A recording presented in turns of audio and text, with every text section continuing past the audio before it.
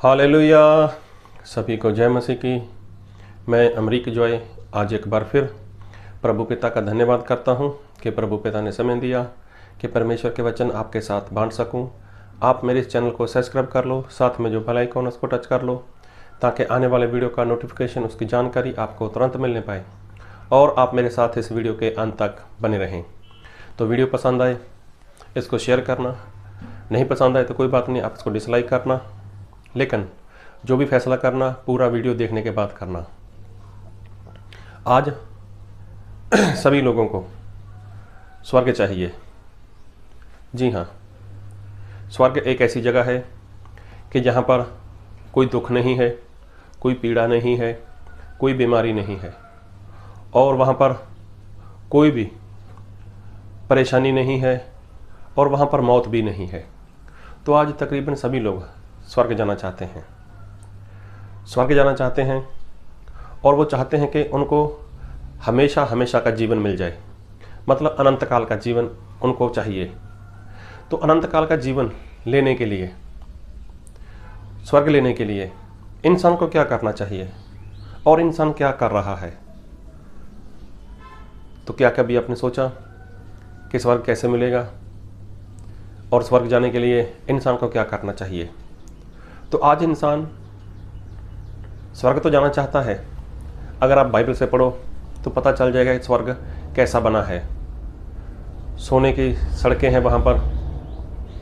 उसके लिए तो मेरे पास कोई शब्द नहीं है कि मैं कुछ बयान कर सकूं, लेकिन उसके बारे में लिखा बहुत कुछ है बाइबल में, लेकिन हम उसको अपनी भाषा में नहीं समझ पाएंगे।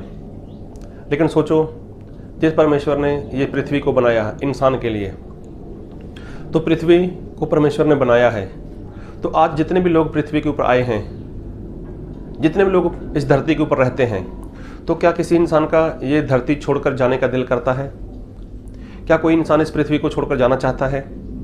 कोई नहीं जाना चाहता। तो सोचो, जिस परमेश्वर ने इंसान के लिए इतनी खूबसूरत धरती बना कर दी, इतनी बढ़िया धरती बना कर दी इंसान के लिए, और सोचो वो परमेश्वर जिन्होंने अपने लिए स्वर्ग बनाया होगा तो वो कैसा होगा? जब इंसान इस पृथ्वी के ऊपर रहते हुए पृथ्वी नहीं छोड़ना चाहता, तो परमेश्वर जहाँ पर रहते हैं स्वर्ग, वो कितना खूबसूरत होगा। तो क्या स्वर्ग सभी इंसान को मिल जाएगा? क्या स्वर्ग जाने के लिए इंसान को कोई कीमत अदा करनी पड़ेगी? तो क्या करना पड़ेगा इंसान को स्वर्ग जाने के लिए? बस यही जानना है तो वीडियो को पूरा देखो और मेरे साथ बने रहना। एक बार ऐसा हुआ कि एक इंसान था, वो रेगिस्तान में वो रास्ता भटक चुका था। जब रास्ता भटक चुका था तो अभी उसके पास जो खाने पीने की वस्तुएं थीं वो सभी ख़त्म हो चुकी थीं। बस अभी तो उसको ऐसा लगता था मैं कुछ ही घंटों में मर जाऊंगा, क्योंकि उसका प्यास के साथ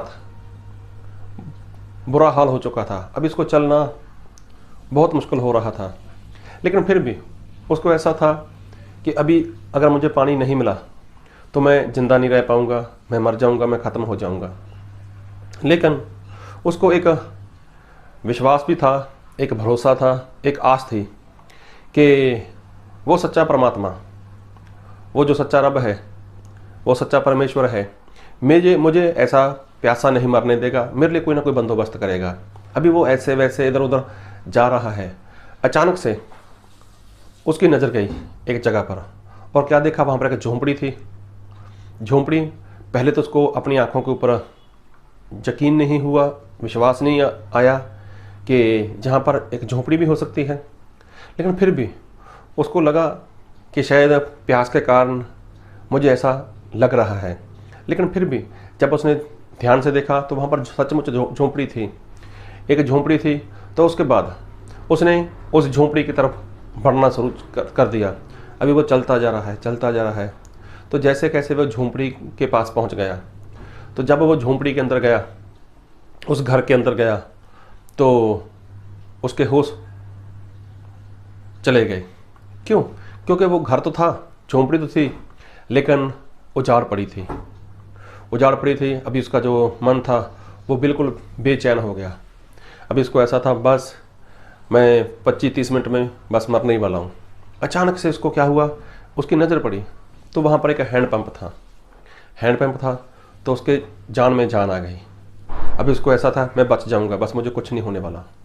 तो जब उसने हैंडपम्प को चलाया 1 बार 2 बार 3 बार 4 बार 5 बार 7-8 बार चलाया, वो थक कर वहीं पर बैठ गया। उसमें से पानी नहीं आया। अब वो ज़मीन पर लेट गया।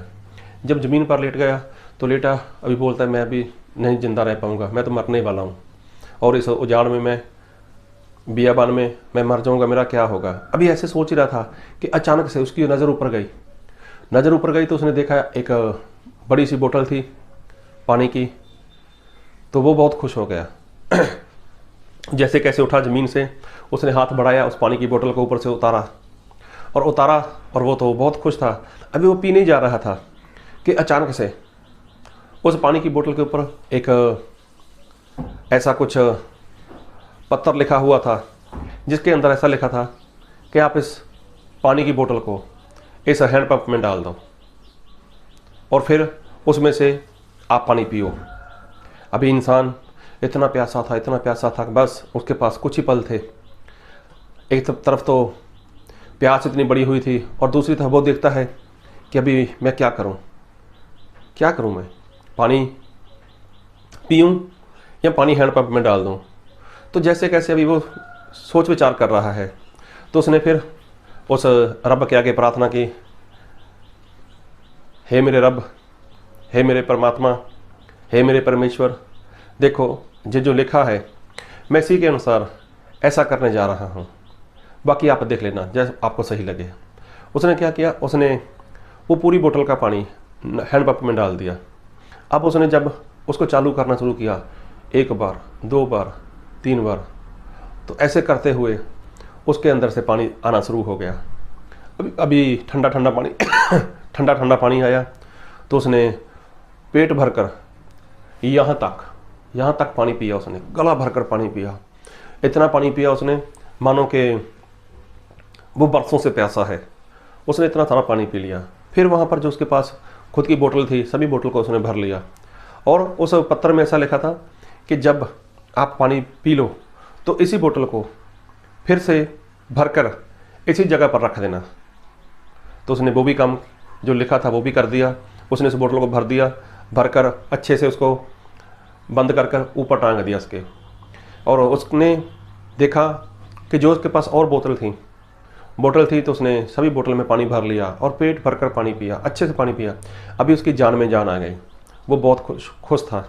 उसने परमात्मा का धन्यवाद किया, उस सच्चे रब का, सच्चे परमेश्वर का धन्यवाद किया। अभी बहुत खुश था। तो अभी वो बाहर निकला और जाने लगा। जब वो जाने लगा तो फिर उसने पीछे मुड़कर देखा और जब वो वापस आया, फिर अंदर आया, फिर उसने वो बोतल उतारी। उसके ऊपर जो पत्थर था उसके ऊपर लिखा कि मेरा सच मानो, मेरा यकीन करो कि ये हैंडपंप चलता है। फिर उसने जब लिखकर बात उसने फिर वहीं पर टांग दिया जहाँ पर उसकी सही जगह थी। उसके बाद वो जाने लगा तो वहाँ पर एक और बोतल दिखाई दी उसको, और उस बोतल के ऊपर उस रेगिस्तान से बाहर जाने का एक रास्ता था। तो उसने उस नक्शे को, उस मैप को अच्छे से याद कर लिया। अब उसने उसी मैप को वहीं पर रखा, उसी बोतल में रख दिया, एक जगह पर रख दिया और वहाँ से वो जाने लगा। अभी वो बहुत खुश था। तो कहने का मतलब,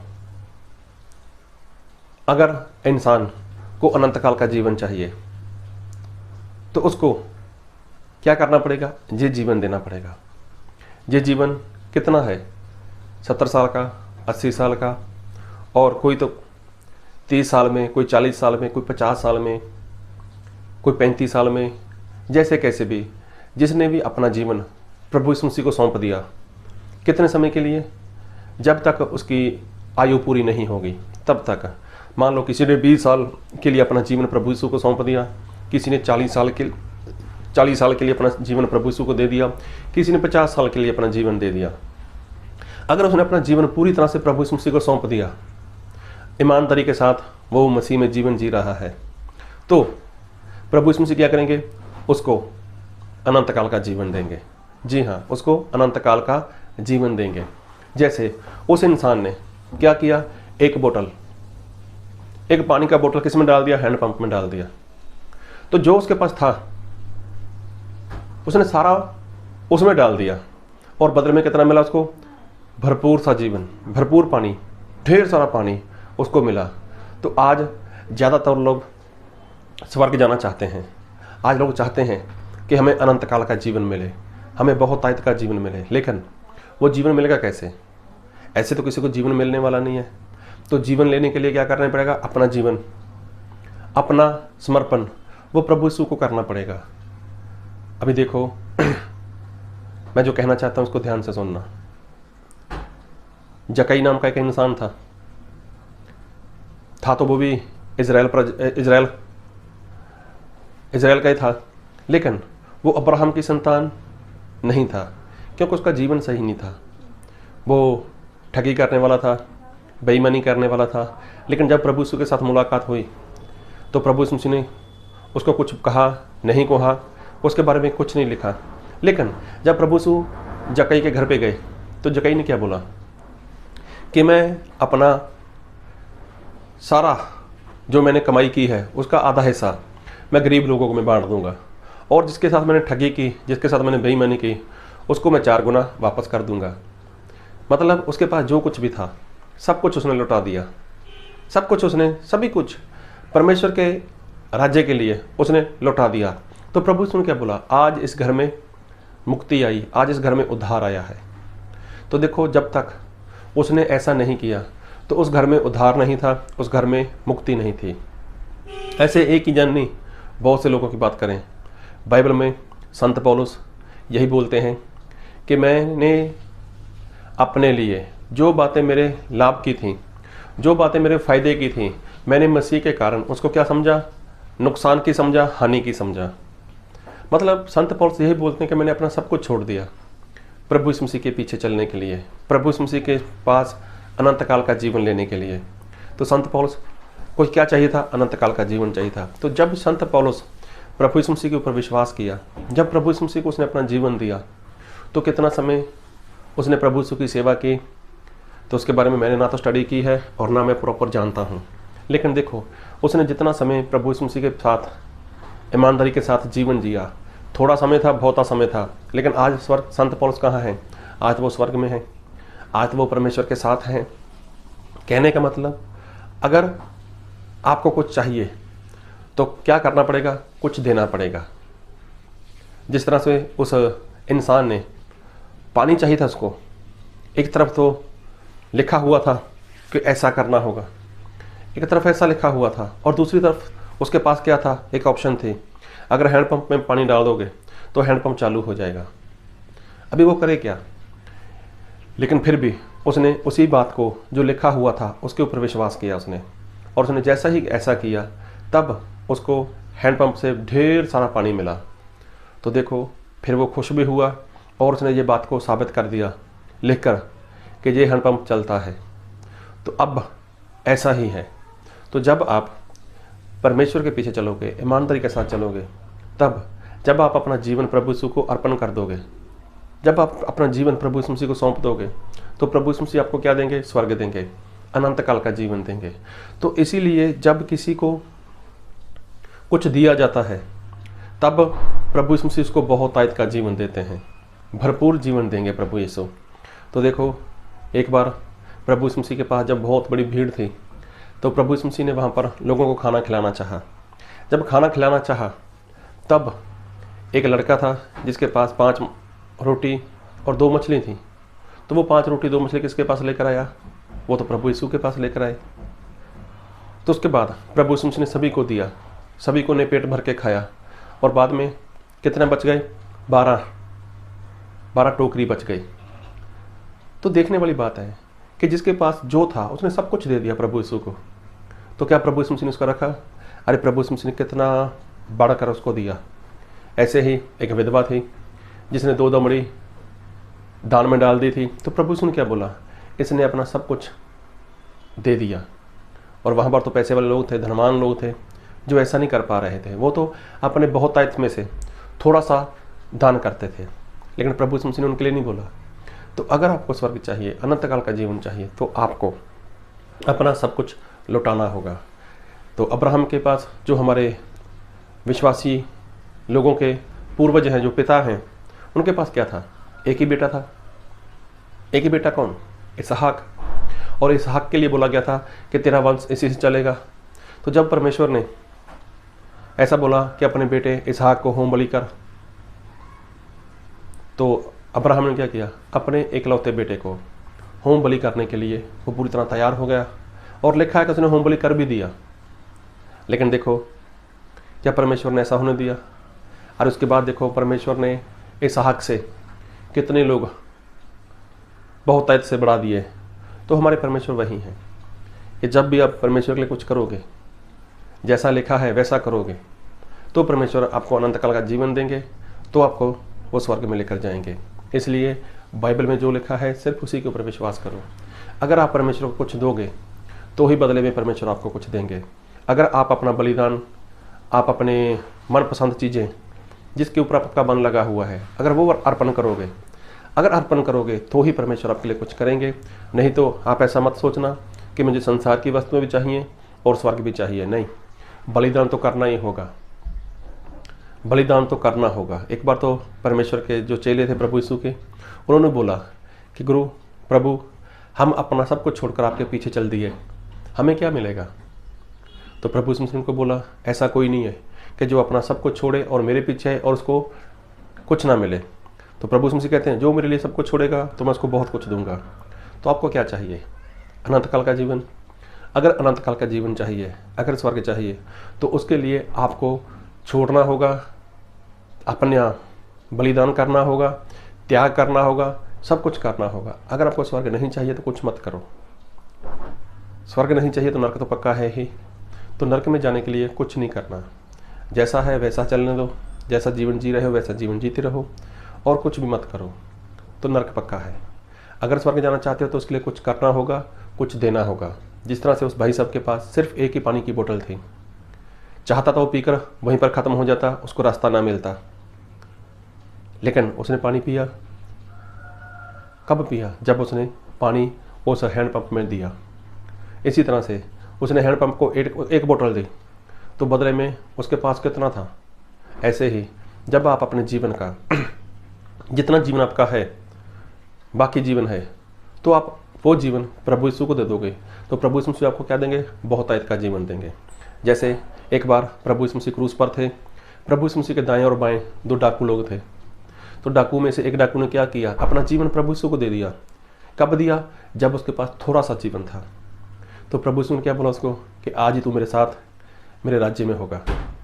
तो देखो, चाहे उसके पास थोड़ा जीवन था, लेकिन जब उसने दिया तो कितना मिल गया उसको? उसको बहुतायत का जीवन मिल गया। तो आप भी प्रभु यीशु मसीह के लिए ऐसा ही करो। आपके पास जो कुछ है प्रभु यीशु मसीह के लिए अर्पण कर दो। जो कुछ भी आप करना चाहो प्रभु यीशु मसीह के लिए करो, तो प्रभु यीशु मसीह भी आपको बहुतायत का जीवन देंगे। प्रभु यीशु आपको स्वर्ग देंगे। लेकिन स्वर्ग ऐसे नहीं मिलेगा। उसके लिए आपको जो प्रभु को नहीं पसंद वो सारी बातें छोड़नी होगी। अपना जीवन है वो प्रभु यीशु को देना है, और आज से आपके जीवन का मालिक सिर्फ और सिर्फ प्रभु यीशु होना चाहिए। तब जाकर आपको अनंत काल का जीवन मिलेगा। प्रभु आपको इन वचन से बहुतायत की आशीष दे। आमीन।